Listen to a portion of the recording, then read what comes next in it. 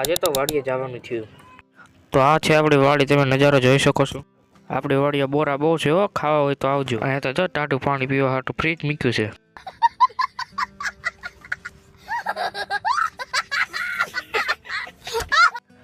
આપણી વાડીએ તો કપાસ જોખવાનું હાલતું હતું.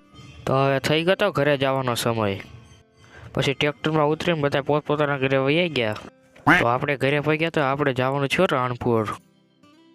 હાલો આપણે મળીએ હવે ડાયરેક્ટ રાણપુર. તો તમે જોઈ શકો છો ભાદર નદીનો નજારો.